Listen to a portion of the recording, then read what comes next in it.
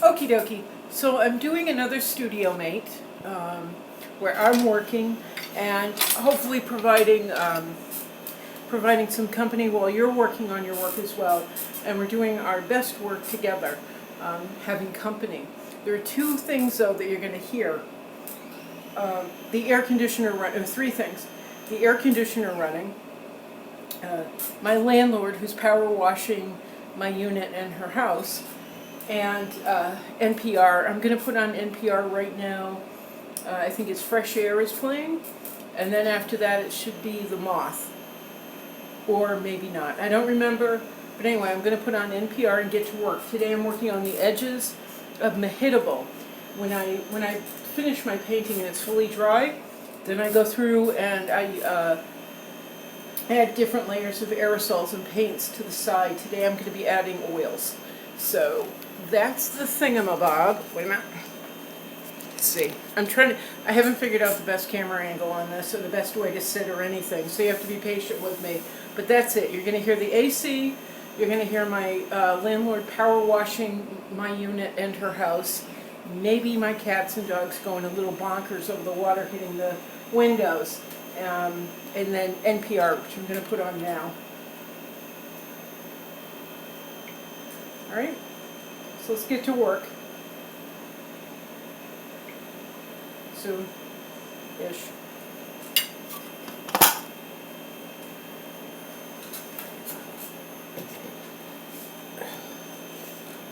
Join me, Edgar B. Herwick III, for WGBH's Boston Talks, cold brews, and even cooler conversation. I'm completely aware of the angle and how this is going to work. Let's move this up. WGBH 2, the charming Durrell family returns for more romance, adventure, and cultural clashes on a Greek island. Don't miss the season premiere of The Durrells in Corfu. Here it is. Always prepared. Always, always. Come on out.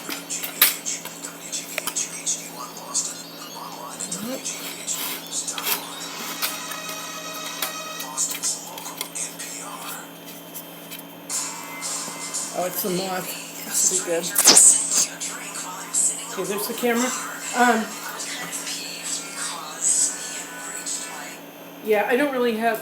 I don't really have a professional camera. I'm using my iPad, and it's sitting up on an eagle and held together in place with bungee cords. So yes, all right. I'm gonna put on the Moth now. You can listen to that over all the other noise. Hopefully. Come on.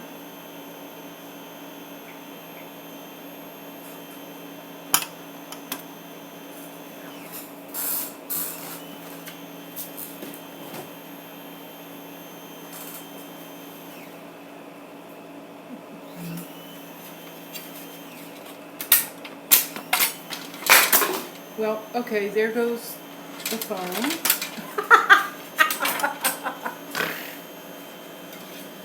Oh, if it weren't for calamity and ill preparation, I don't know how I'd survive. There we go.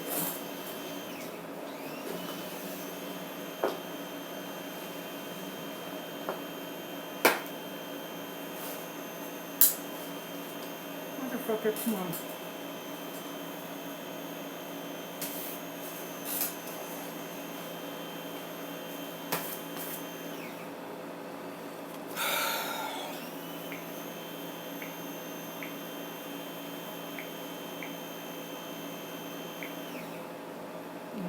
No, no, yes.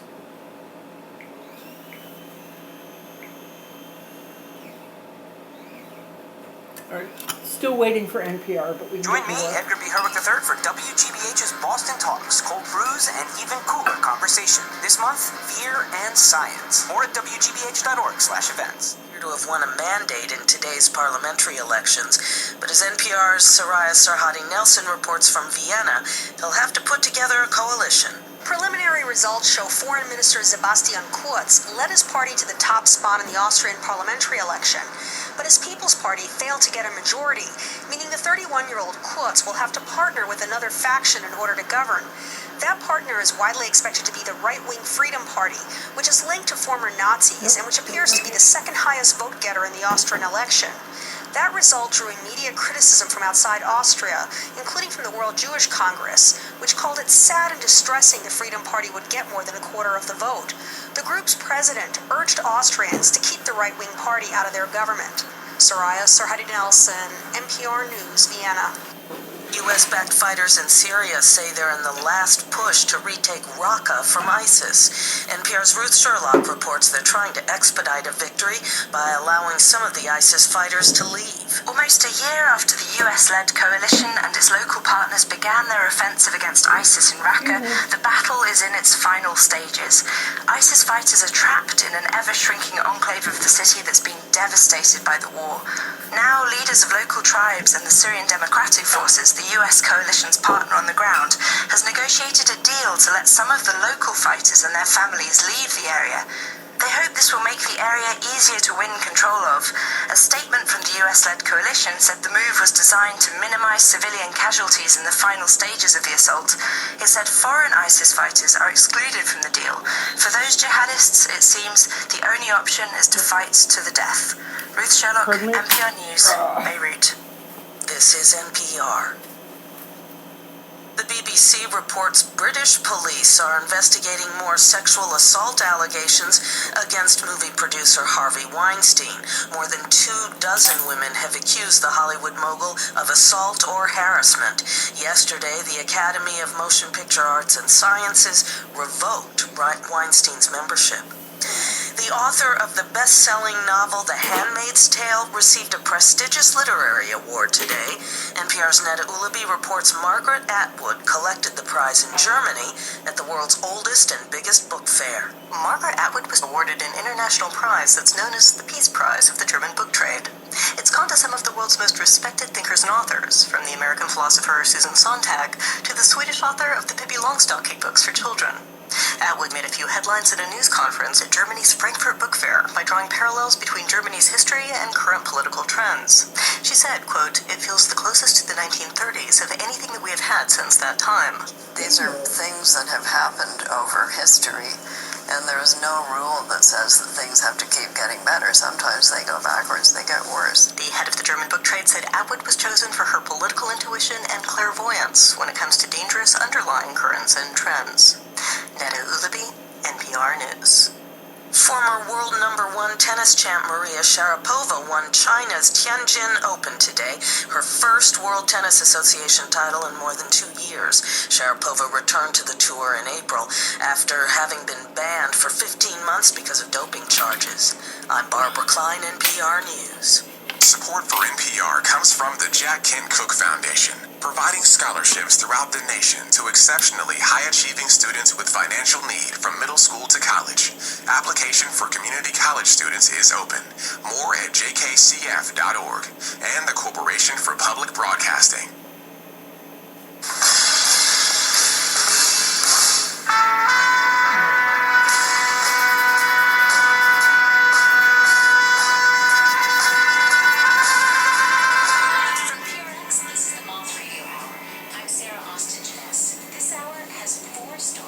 Explore the real you. An introvert meets an extrovert at a bar. Long-held religious beliefs are challenged. A dream job is in jeopardy after a diagnosis. And what happens when there's another you? A digital robot version of you. Well, our first storyteller, John Ronson, will tell us all about that. Here's John, live at the Moth. This story starts like a lot of great stories do, with me accidentally typing my name into Google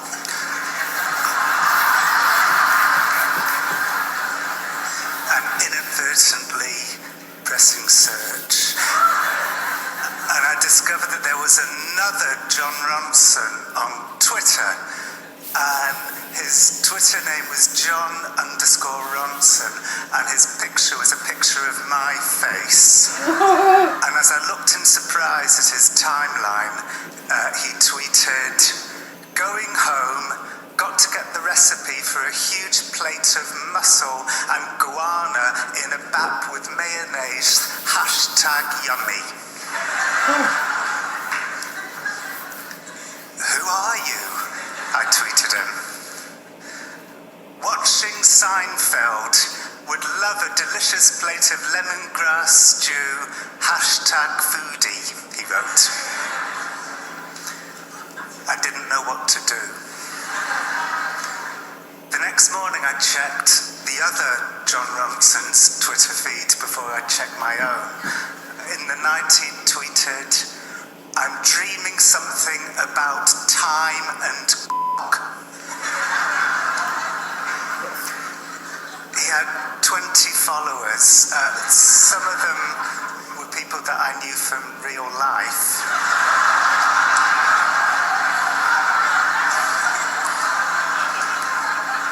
Who were presumably wondering why I'd suddenly become so passionate about fusion cooking.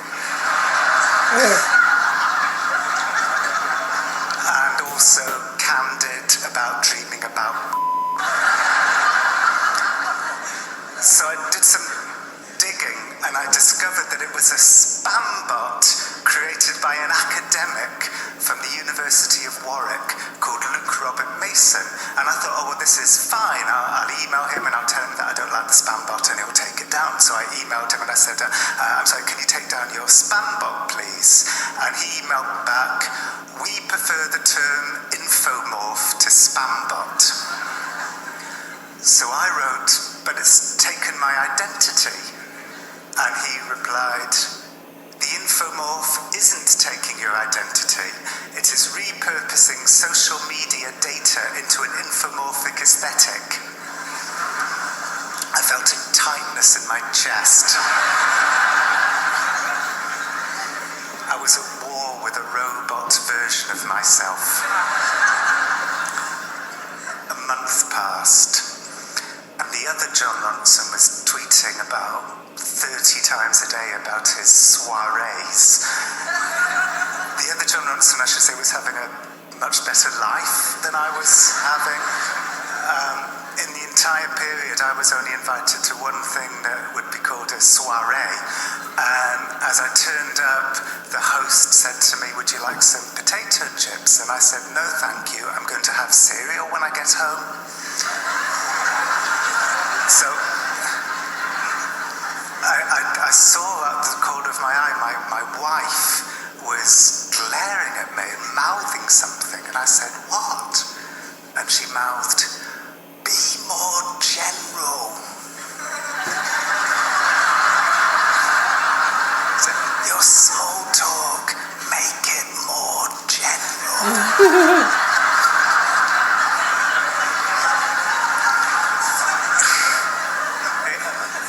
Just basic small talk as far as I understand the concept.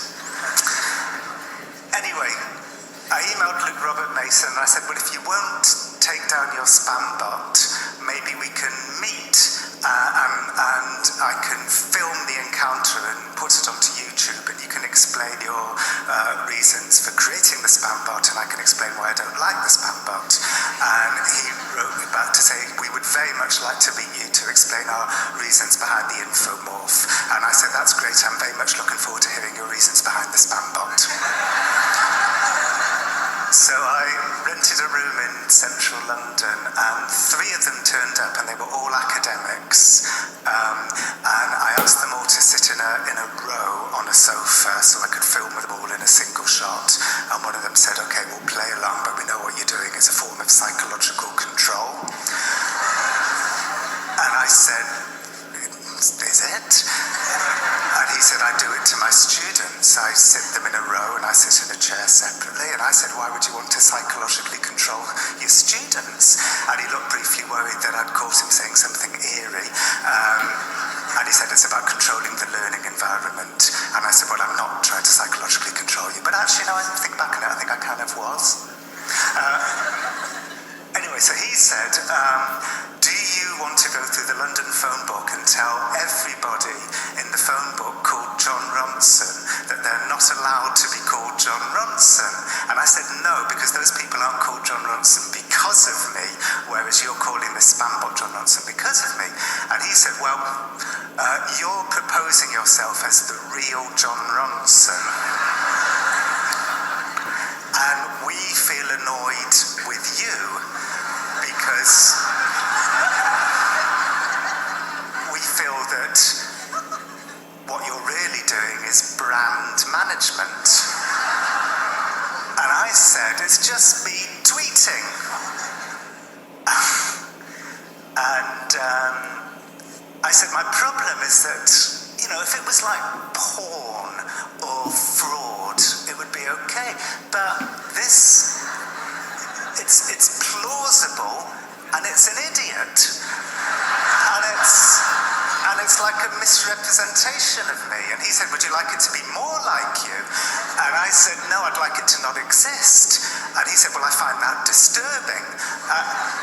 Because you want to kill these algorithms. You must feel threatened in some way. So I said, you're the troll! And then I staggered out into the London afternoon, and I dreaded uploading the footage because I'd been so screechy. And I didn't want YouTube comments mocking my screechiness. But I posted it, and I left it 10 minutes, and then with some apprehension, I had a look. And the first comment said, these people should respect John's personal liberty. And I thought, wow. And then the second comment said, vile, disturbing idiots playing with the man's hurt and anger and then laughing at his pain. And I nodded soberly. And then the third comment said, break them, them, destroy them. And I was giddy with joy. I was like Braveheart, wandering through a field at first alone, and then I realised that hundreds are marching behind me. And then the next comment said, if I could see these people face to face, I would say that they are f***s. The in the middle is a f***ing psychopath. And I thought, I hope nobody's going to actually hurt them. And then the next message said, gas them. And I won. The academics were shamed into acquiescence, and it was like their public shaming had set a factory restore button and everything went back to normal, and it was a wonderful feeling, the feeling of victory. I felt like I felt overwhelmed with this good feeling, like a sedative. And they shut down the spam bot, and they made a big deal out of it. They tweeted it and said, you know, I'm afraid that we're going to have to close you down now. Do you know what that means? And then they said, you only have a few hours left. I hope you choose how to spend them wisely. I hope you had a happy life. And I must have just turn it off, Jesus.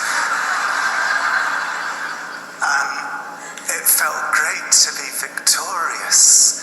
But as I stood over the corpse of the spam bot, I suddenly thought to myself, were we doing to them what they were doing to me? Were we turning them into something that wasn't quite human? And then I thought, were we the people in the lithographs being ribald at whippings? And then I thought, maybe what's going on here is that there's an escalation in the war on human flaws. And we're soldiers in that war because we just don't like it when somebody's not normal. And then I was thinking, well, maybe what we're saying here is that we are normal and this is the average. Maybe what we're doing is defining the boundaries of normality by becoming furious and tearing apart the people outside of it. Thank you.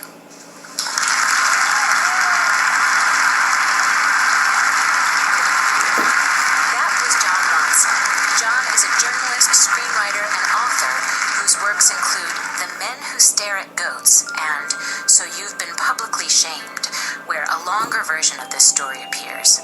Thankfully, this infomorph spam bot is not annoying John any longer. John says, it's dead. Well, it's frozen in time. Its old tweets are still there, but it's no longer active.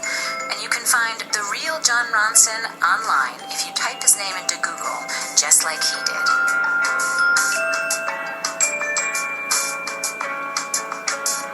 For extras related to many of the stories you hear on the Moth Radio Hour, go to themoth.org.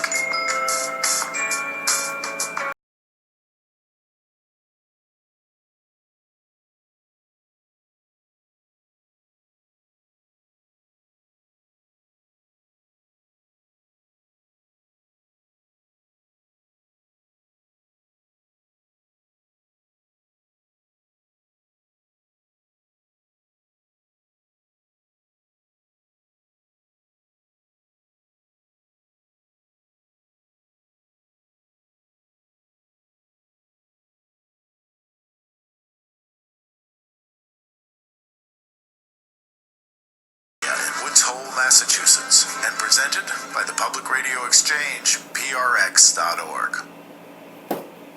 We're taking a quick break from our fall membership drive, but when you make a contribution to WGBH right now, you'll be automatically entered to win a $1,000 Amazon gift card.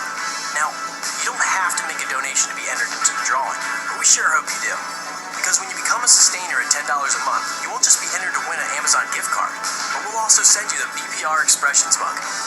Give online at WGBHnews.org or call 888-897-9424. Support for our programs comes from you and Indian Hill Music in Littleton, a center for music education and performance serving 80 communities from Greater Boston to Southern New Hampshire. More information is available online at indianhillmusic.org. And URI's Ocean State Writing Conference with Michael Lowenthal, Major Jackson, Kenny Freeze, and keynote speaker Masha Gessen, October 26th to 28th. uri.edu/writing-conference. This is the Moth Radio Hour from PRX. I'm Sarah Austin Janess. We're sharing stories of challenged identities. Sometimes a medical diagnosis can change the way we see ourselves. When our next storyteller, Sitawa Wafulwa, realized she was epileptic at the age of 17, she didn't let it stop her from achieving her dream of working in actuarial science. But the aftermath of one specific seizure that she talks about in this story changed her view of herself and the world. Here's Sitawa Wafulwa live at the Moth.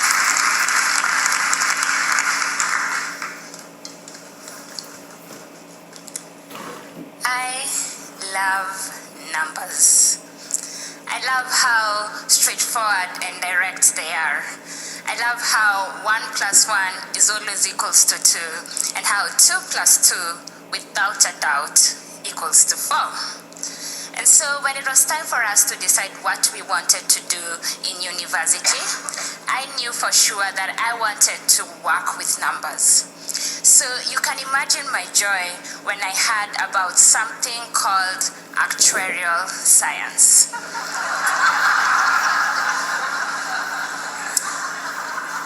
For those of you who do not know what that is, it's this really amazing course that has you spending your days doing things like calculus and probability and statistics. It's what insurance companies use to know the mortality rates, hence tell you how much premium you need to pay. It's what governments use to know what areas to invest. I mean, who wouldn't want to spend the rest of their lives doing that?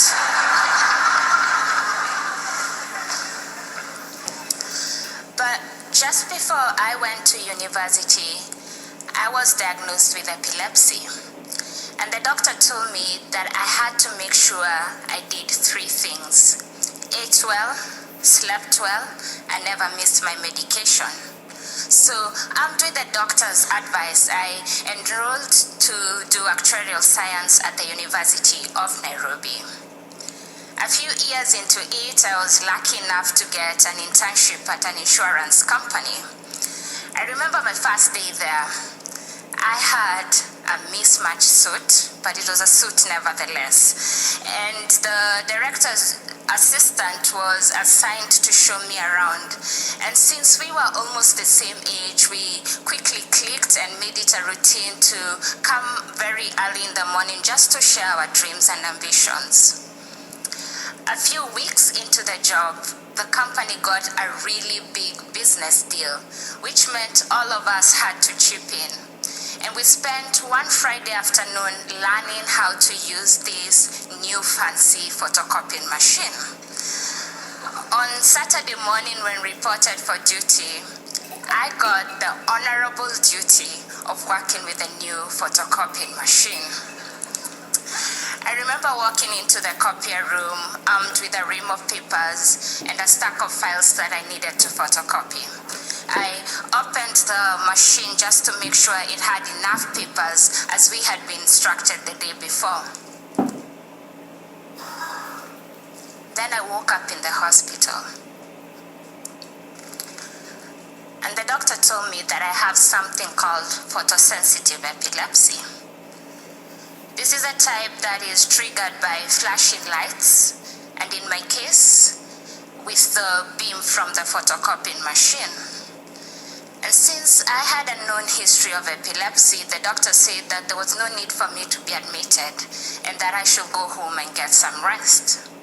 So I went home, got some rest, and was looking forward to Monday morning to redeem myself at the workplace. On Monday morning, I went back to the office and the director's assistant told me that I had been given 2 weeks to get more rest. I was really excited about this because here I was doing my dream job and I was working for a company that cared about my health. And so I went home and I did some research on this photosensitive epilepsy so that I could make sure it never happens in the workplace again. And after the 2 weeks, I went back to work.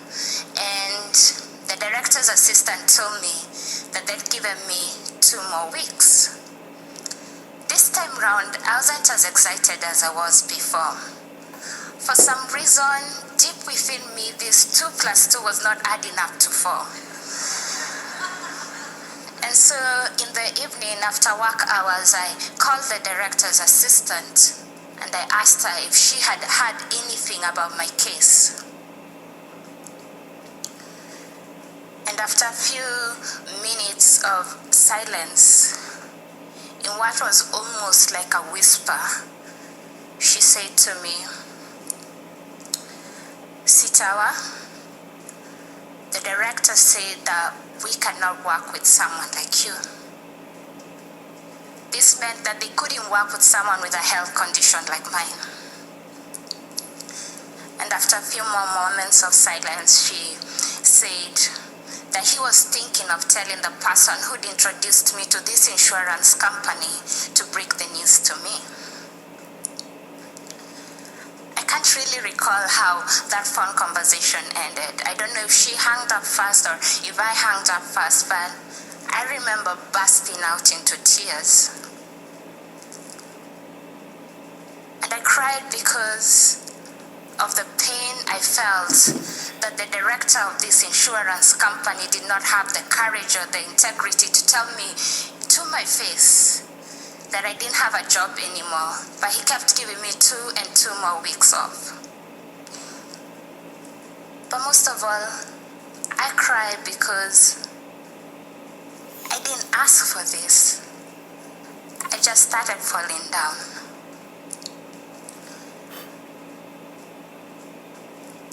And so, after a few days of crying, I turned my tears into words and moved those words to a blog. And before I knew it, people living with epilepsy were coming to my blog for inspiration and information and support. And as the numbers grew, I started a hotline and they were able to get prompt support from it. I still love numbers. I love the truth in them. I love the fact that numbers tell us things about people. And from the numbers I have interacted with, I see a future where people like me living with epilepsy increase in the workplace. I also see a future where people working with us know that they can work with us and they can touch us and they'll not get this thing that we have. And this thing that we have only puts us down for a little while, and after that we are able to rise up to contribute to the well-being of this amazing world that we live in.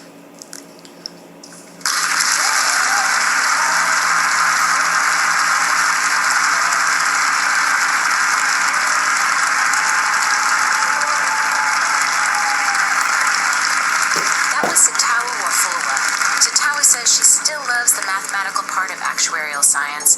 For some time after this, she wanted to return to it, but now she calls it the one that got away. Satawa lives in Kenya, and her blog is called My Mind, My Funk. She describes herself as a nomadic mental health crusader. We met Satawa in a Moth community storytelling workshop that we taught in Nairobi, and she says she uses the storytelling techniques learned at the Moth to spark conversations about mental health.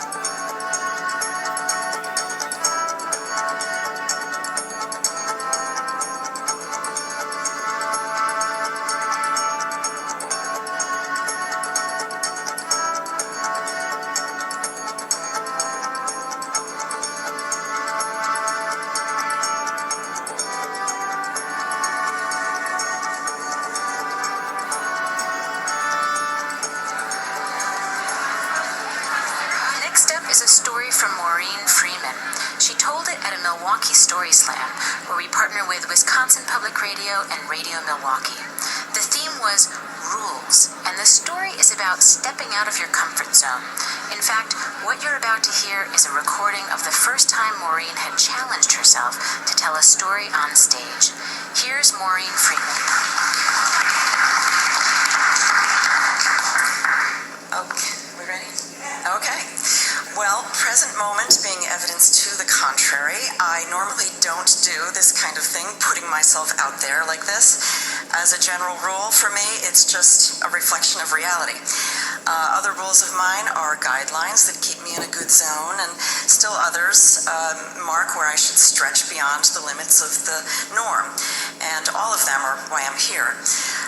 So several months ago in Washington, D.C., where I'm from, after a long work day, I still had hanging over me this writing task that I needed to do. I'd been avoiding it for weeks, and my self-imposed deadline loomed. And I needed to think of some way to get myself to do this already. And I came up with an idea I thought might work. I decided I would go to this really lovely bar downtown that I knew. It was a lounge inside a beautiful hotel. And I would treat myself to a really nice glass of Chardonnay. That was the carrot. The stick would be that I would be by myself at this bar. And the last thing I want is to be seen as putting myself out there alone in a bar. Just the thought makes me queasy. But I could avoid this dreadful possibility if I kept myself busy with the writing task. So it was a good plan, and it worked. When the bartender slid toward me a full glass of Chardonnay, I was ready with the writing pad on my lap and pen in my hand, and I put my head down and went right to it. And the words, the sentences, paragraphs just steadily filled the page. I scribbled extra notes outside the margins, and the rules of grammar and usage didn't matter now. I could apply them later. Sometimes I paused and took a few sips and then quickly resumed writing. And as long as I was writing, it was as if I was kind of invisible to all the people around me, which was great. So things were going well. Several pages later, I was nearly finished. I looked at my glass, just a few swallows left, so the timing was perfect. I took one swallow and put the glass down and started on the final 2 paragraphs to go. And then something in the corner of my eye made me look up as the bartender slid toward me a full glass of Chardonnay. And he said, "This is from the gentleman at the end of the bar." And I was in a really good zone at that point that my first thought was that friends of mine must be here, so I wonder who. So I was looking around to see, and I didn't recognize anyone. And then it hit me, to my horror, that a stranger had sent me a drink while I'm sitting alone in a bar. I was mortified and kind of peeved because he had breached my invisibility and derailed my plan. And I think the bartender maybe noticed the stricken look on my face and maybe quickly or correctly guessed that I wasn't too good at this. But he came back and kind of leaned over and said, in a very helpful way, this is a nice thing. Which burst my little bubble of bitterness. But still, I felt stranded outside my zone, and I was clueless about the rules of this new situation I was in. And I realized that, for most people, this is not a big deal, but for me, it's practically an existential crisis. What's the protocol? Do I drink this? And if so, how much? And do I talk to him? And if so, for how long? I wanted guidelines, and I had none. So I let go, and I took a blind leap. So after a more careful scan around the bar, I spotted him, and he looked over, and his very friendly wave said, yep, that was from me. So I smiled and waved back. He came over to introduce himself. I invited him to sit, and then we talked, and we kept talking. And he told me later that he had recently given himself a new rule to be more social when an opportunity presented itself. So he had just followed his rule, and I had let go of mine. And here we were, just two friendly people sitting and talking, and talking and talking. And eventually we finished up and left. We walked to the metro station together, same line, opposite directions. And on the platform we exchanged good nights and business cards. And soon after we exchanged emails and text messages and phone calls at random hours of the day and night. But, no, this story does not end as a tacky formula romance would. Instead, I'd say we quickly became like longtime friends. Besides, I live in Washington, D.C., and he's in New York City. And pursuing a serious relationship, long distance, doesn't work as a general rule. Thank you.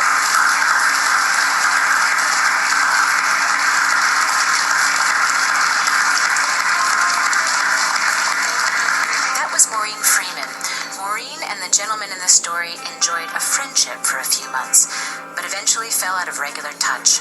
Maureen is a director of communications, and she says she still does some of her best work when alone and focused. But when she's not working, like many introverts, she's always open to adventures, both large and small.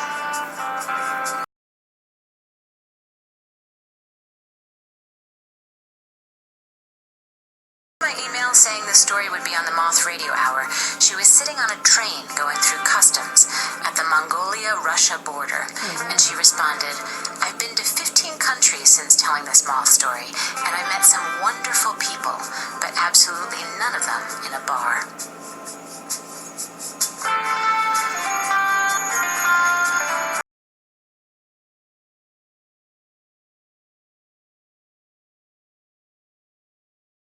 Our story after the break takes this idea even further by exploring a life where the storyteller says only yes.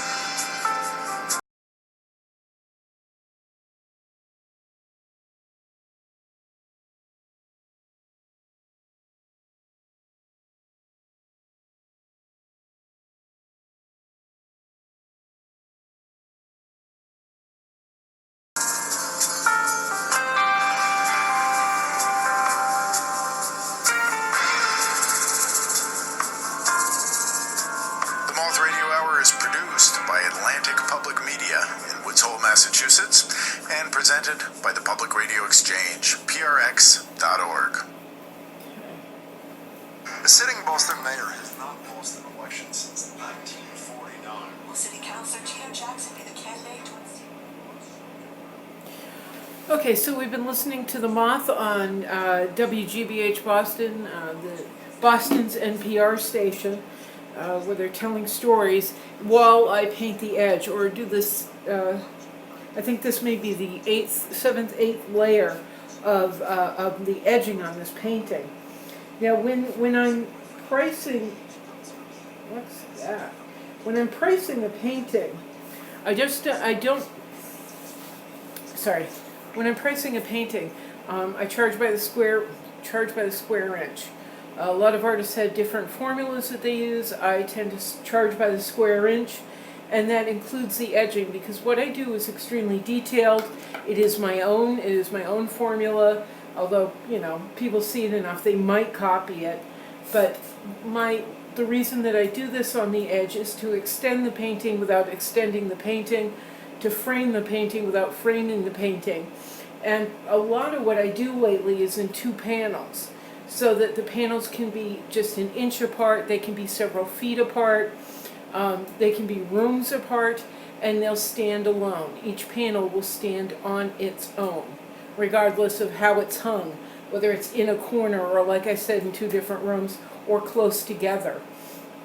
So look, I have more layers to go in terms of color, and then a glazing, and then I'm going to check the front again to make sure it's absolutely correct, it's everything that I want it to be, and then it'll be heading to North Carolina. So let's get back to the Moth and let's get back to work.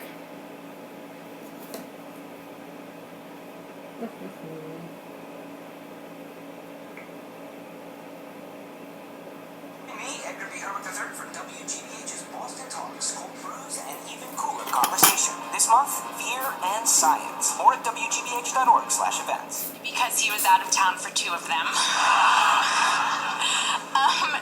And in addition to that, there's this huge part of me that would love to be considered sexy, but if you're not selling sex, you really shouldn't advertise.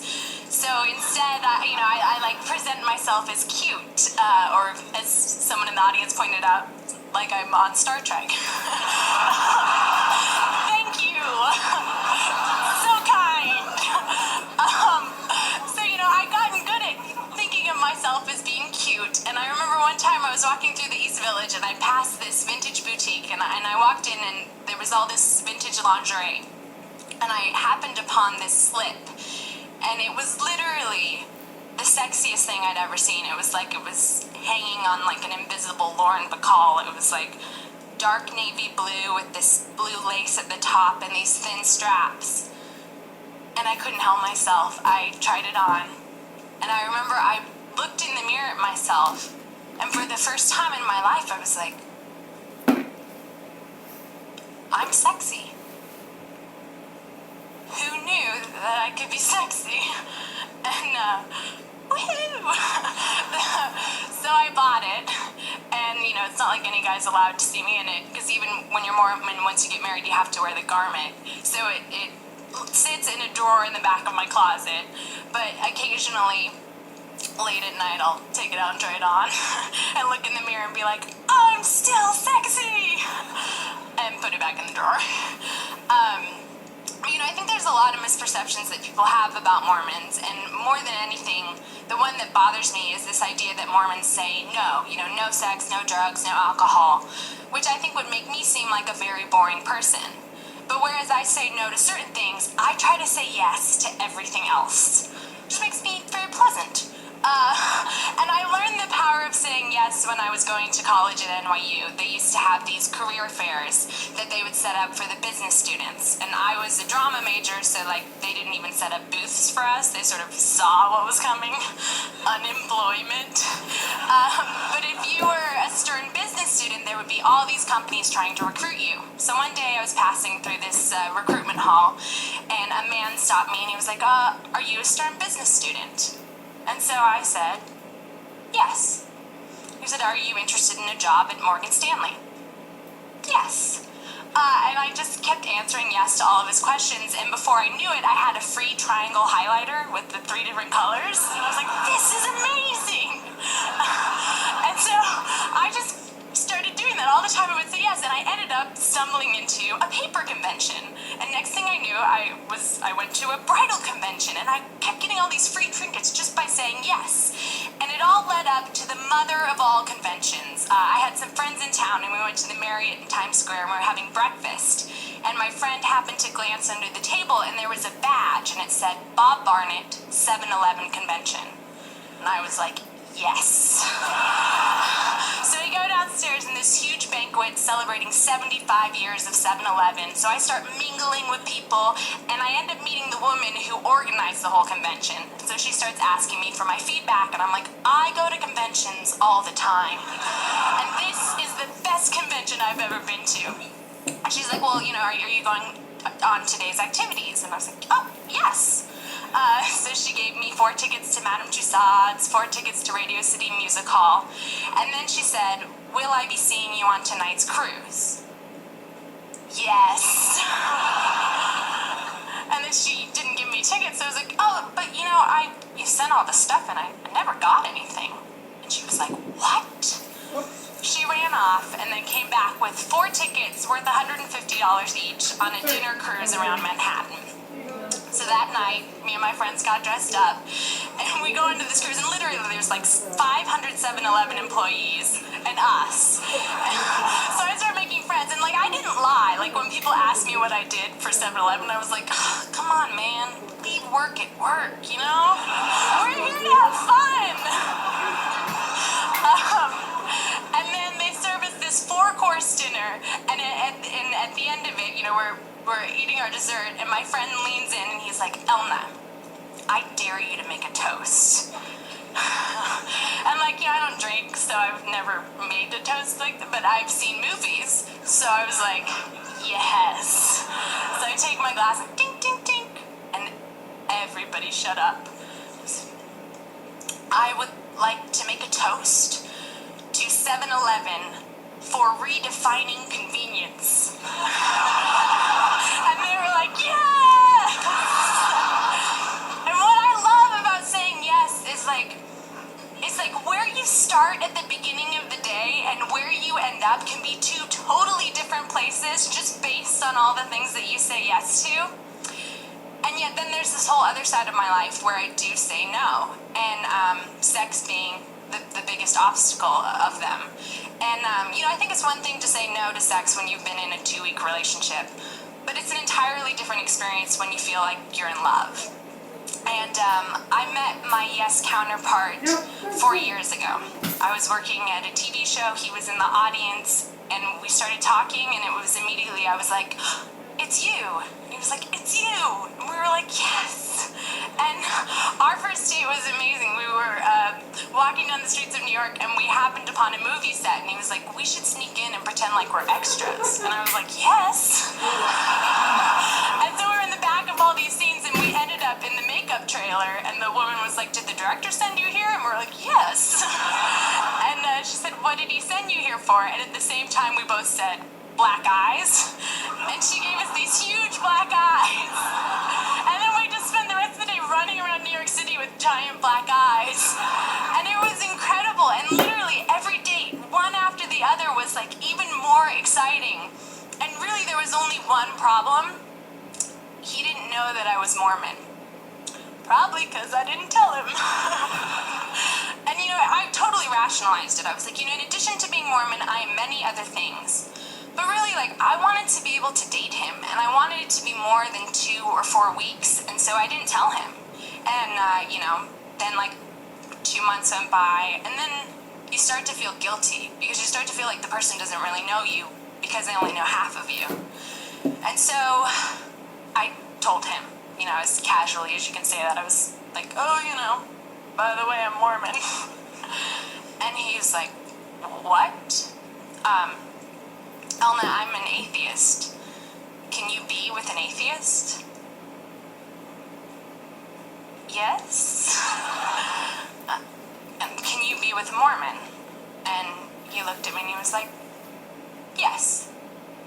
And so kept dating, and we kept going on our adventures, and it was great, except that there were these grander things that we were that would not leave us alone, no matter how hard we tried. And I remember one of them in particular was when I found out that he didn't believe people had souls. I was like, what? Like, I really didn't, I thought, irregardless of religion, everyone believed that. But he was like, no, I don't believe in souls. And I was like, well, then what's inside of you? And he's like, well, my, the DNA. And I was like, ugh. And I remember I stopped him on the sidewalk, and I put my hands on his shoulders, and I just looked into his eyes. And he's like, what are you doing? And I'm like, I am looking at your soul, and I can see it, and I can hear it, and I know that it's there. And so he said, well, what does my soul have to say?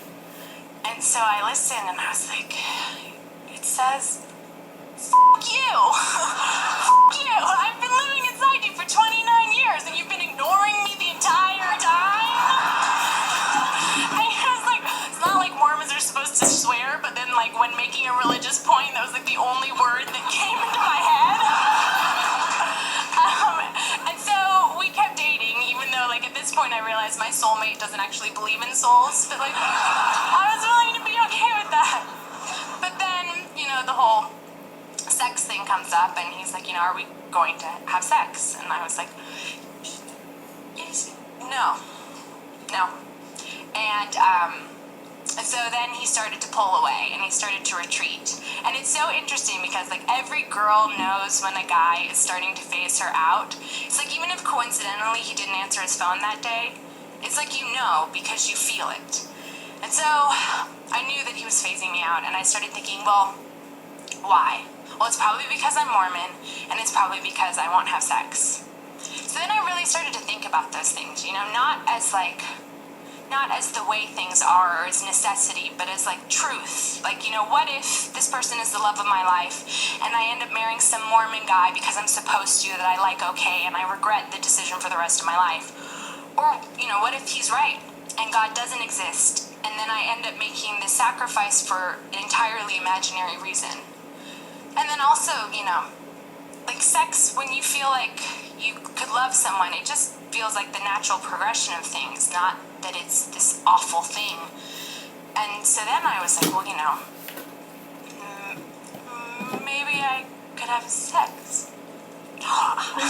No. No. And then we went out again, and we met up, and right when I saw him, I could tell it was going to be one of the last times that we saw each other. And we went to this outdoor exhibit, but it started to rain. So we ended up back at my apartment. We put on a DVD. We made grilled cheese sandwiches. It was like the middle of the afternoon on a Tuesday. And we were watching the movie, but I was still wet from the rain. So I stood up and went into my room to change.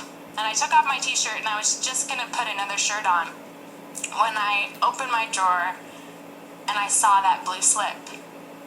And I was like, well, what if you put that on?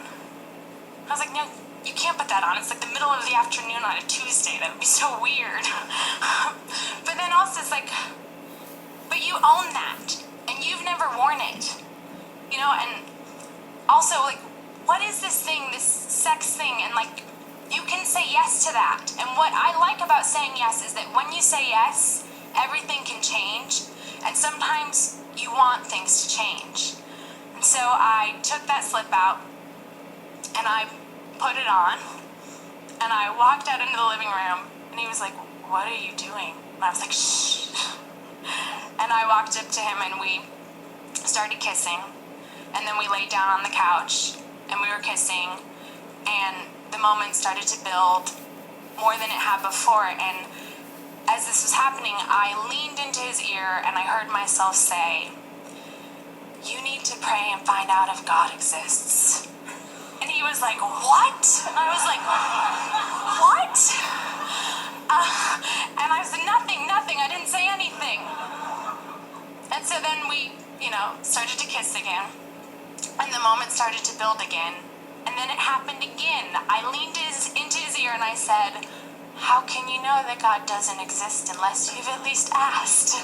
And he was like, what are you saying? And I was like, I don't know. I just want to have sex right now. So he sat up and I sat up and he was like, Elna, what are you trying to ask me? And I was like, well, look, the only reason I believe the things that I do is because I prayed and asked. And how can you know for sure that something isn't true unless you at least ask?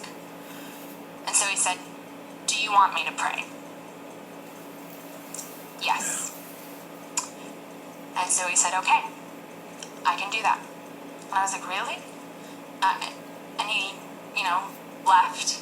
And the minute he left my apartment, I remember I knelt down and I prayed like I've never prayed in my life. When you say, God, you never have to answer another one of my prayers, but answer this one. And if he prays, tell him you're there. And then, of course, I made the mistake of telling my sister about this, and then she told my parents, and then my parents told my uncle and aunt, and my and the next thing I know, there's like a Mormon family tree across America praying that if he prays, he'll get an answer. And then I didn't hear from him for 2 weeks. And then when I did, we agreed to meet up in Union Square. And we met up and we sat on a bench together, and at first it was just small talk. And so finally I just asked the question I most wanted to ask. I said, did you pray? And he said, yes. And I was like, you did? What happened? And he said that he sat in his room in silence and that he prayed and he asked God if God existed, and that he listened for a long time. And then he realized that if he did get an answer, it would just be himself telling himself that he got an answer because he wanted to be with me, and that it wouldn't be real. And that was it. And the relationship ended. And it's funny because, as hard as he tried to find God for me, and as hard as I tried to have sex for him, we ultimately were these things that we were, a Mormon and an atheist. And yet, before that I always thought that I didn't have sex because I was Mormon. But I realized I don't have sex because I don't want to have it yet. And that, for me, sometimes saying no is actually saying yes. Thank you.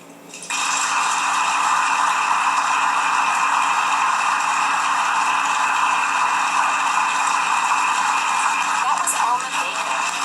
Elna is a comedian and the author of a book with the inordinately long title, The New York Regional Mormon Singles Halloween Dance.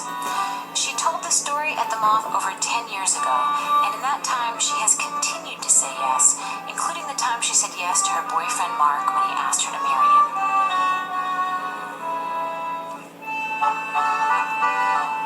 To see Elna's wedding photo, and for extras related to many of the stories you hear on the Moth Radio Hour, go to themoth.org.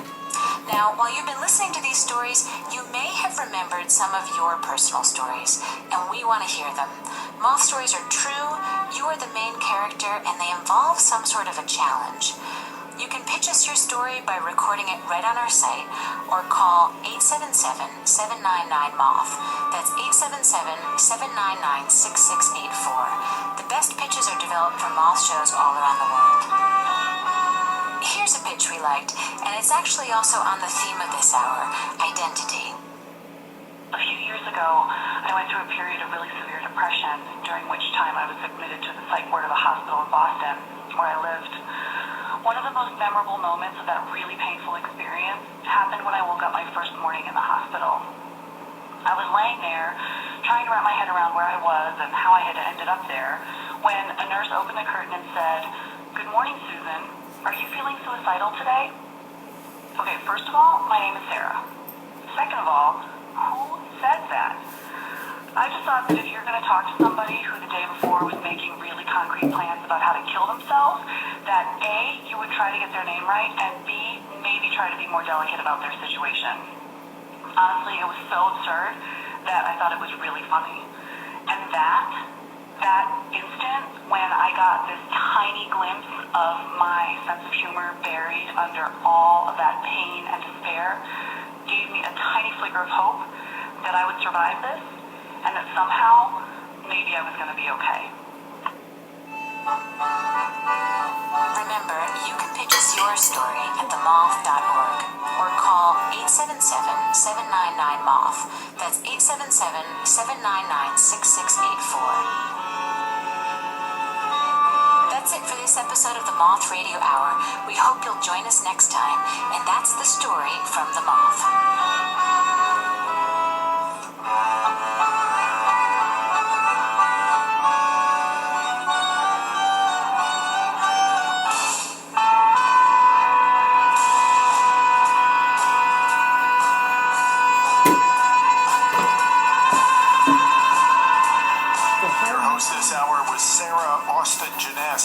Sarah also directed the stories in the show, along with Catherine Burns and Jennifer Hickson. The rest of the Moth directorial staff includes Sarah Haberman and Meg Bowles. Production support from Timothy Lee. The pitch in this hour came from Sarah DeBold. The Moth would like to thank the Bill and Melinda Gates Foundation for their support of the Moth Community Program, as well as Andrew Quinn and Rachel Stretcher from the Aspen Institute. Moth stories are true, as remembered and affirmed by the storytellers. Our theme music is by The Drift. Other music in this hour from Todd Sycophus, Jamie Siebert, and Three-Legged Torso. You can find links to all the music we use at our website. The Moth Radio Hour is produced by me, Jay Allison, with Vicki Merrick at Atlantic Public Media in Woods Hole, Massachusetts. This hour is produced with funds from the National Endowment for the Arts. The Moth Radio Hour is presented by the Public Radio Exchange, prx.org. For more about our podcast, for information on pitching as your own story, and everything else, go to our website, themoth.org.